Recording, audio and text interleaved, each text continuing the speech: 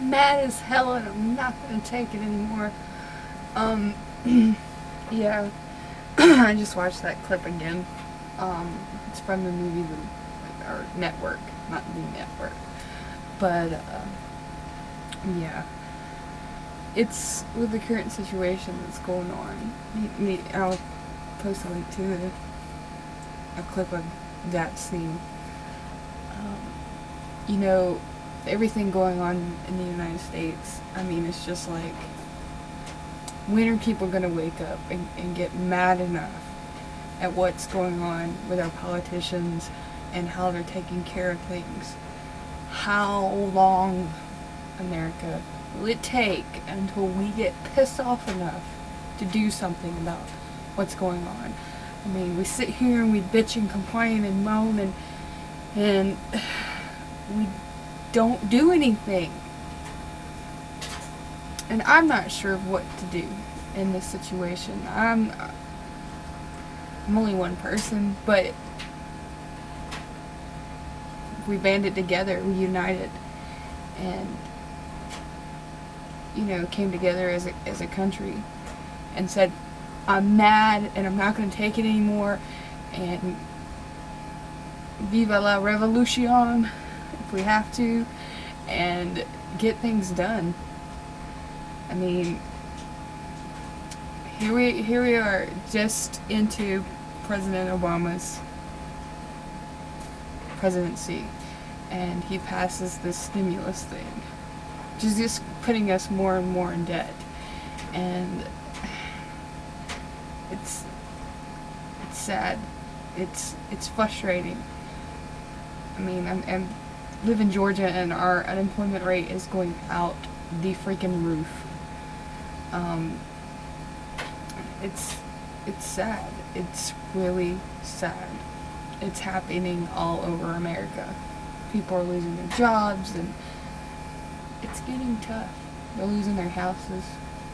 I mean, I did a video months back, like in July, I think it was, talking about the home foreclosure crisis and how they were going to bail out Fannie Mae and Freddie Mac. And we should have started worrying long before that, but, you know, if you watch my video, that should have been a warning sign to you that some bad shit was about to happen. And we're heading rapidly towards a depression. And if you think we aren't, wake up and smell the roses, because we are. It's sickening and it's horrible that it's happening, but what are we going to do about it, America? What are we going to do? I don't have all the answers. I don't. I think it's going to take a revolution. It might get ugly.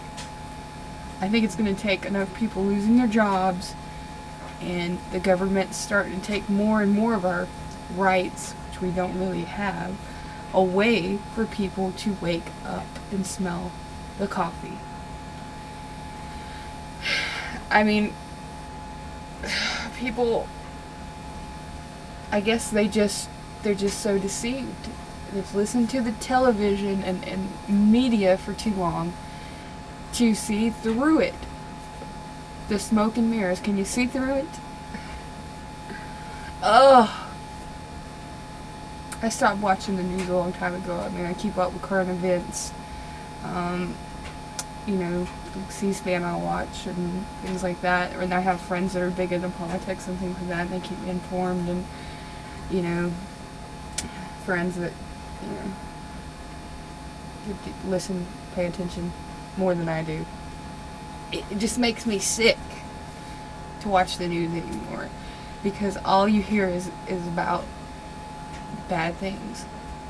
And I got enough bad things going on in my own personal life to keep me down, besides the woes of America. But I mean, I do pay attention. And it's just, it's frustrating as hell. And TJ did a really good video called American Obedience. I'll put a link in the description. But it's right. I mean, he's right. That was a good video.